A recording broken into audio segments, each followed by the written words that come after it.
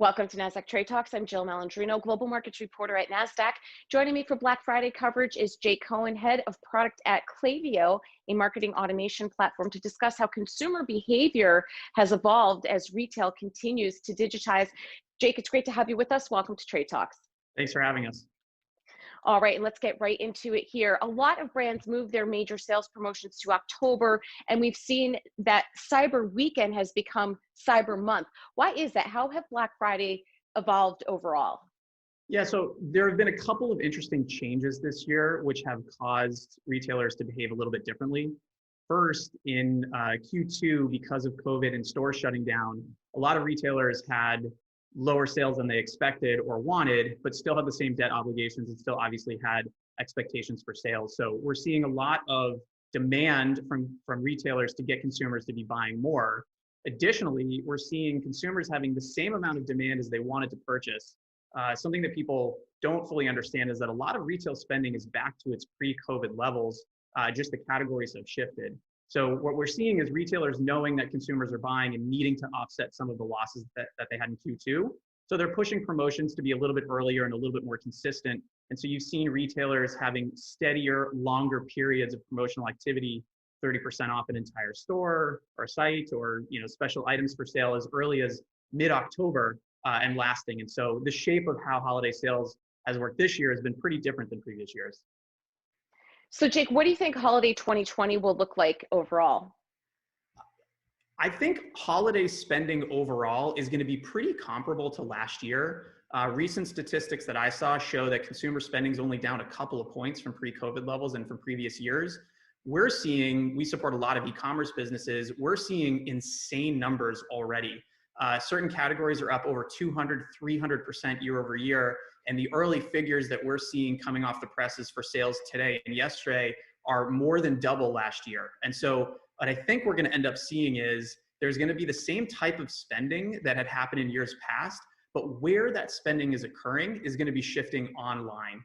We think that this year is the first year that total e-commerce sales over the course of the year in the United States is going to top 1.1 trillion. Last year, it was roughly 800 billion. So this would be a substantial increase. And we actually think that this year alone in Black Friday, Cyber Monday, we're going to see over $50 billion in sales with online retailers. How are brands communicating discounts to consumers? What types of discounts do shoppers gravitate towards most? And how will that impact 2020 sales? Yeah, the discounting strategy this year has been pretty interesting. Typically what we've seen in the past is there may be some light promotions early, and then you save up for the big bang. 2 years ago, the big bang was on Cyber Monday. Last year, retailers shifted their strategy to offer the big promotion on Black Friday. This year, though, as I mentioned, we're seeing a lot of retailers push those promotions even sooner and for longer periods of time. Another problem that's coming into play here is because of the supply chain issues overseas and with COVID generally, inventory has been a little bit tougher. And again, with the demand for sales that retailers needed to make up and inventory not being as rich or as replenishable as quickly as previous times, retailers have been trying to get that share of wallet. And so they've been communicating obviously over email. We've already sent, I think, 500 million emails this morning on behalf of our customers. We're seeing that obviously advertise on TV, but I think the more important and interesting aspect of it is the flavor of the promotions is different. It's a more pervasively applied discount across your entire order, everything in store. And again, they're bigger discounts and they've been lasting longer. So consumers are shopping. We had a survey that we did that showed consumers were starting to buy for the holiday in August. 80% of respondents said that they were willing to buy early if they had a good deal, and retailers caught wind of this and they've been communicating on every channel that they can. I signed up for SMS for a bunch of different retailers because obviously Klaviyo supports that for our customers. And I've been getting blown up there too with special promotions to take advantage of today. So I think retailers know that there's a lot of different ways to communicate with their customers, and those that have the opportunity to connect with them directly because they have an email address or a phone number are taking advantage of those channels, and those retailers who are doing it are benefiting tremendously. What do you think will be the most popular purchases this year? Well, so interestingly, I'm just referencing my notes here. I just got some figures hot off the presses.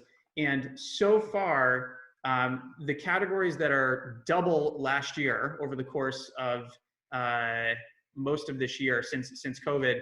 This is the same set of retailers comparing their sales in 2019 and 2020. And these e-commerce businesses in the health and beauty category, apparel category, and food and beverage category are all more than double last year. And in home and garden and sporting goods, it's almost 3x last year. Mm-hmm.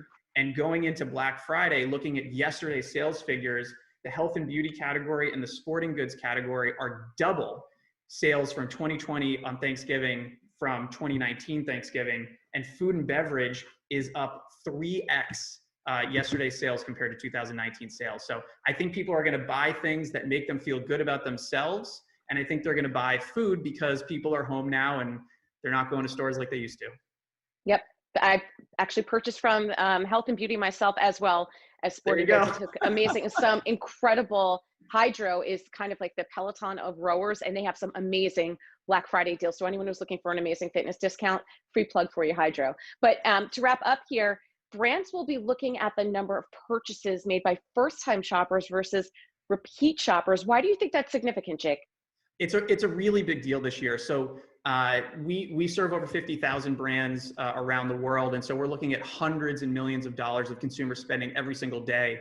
And one of the cuts that we looked at was what percentage of sales came from first-time customers versus repeat customers.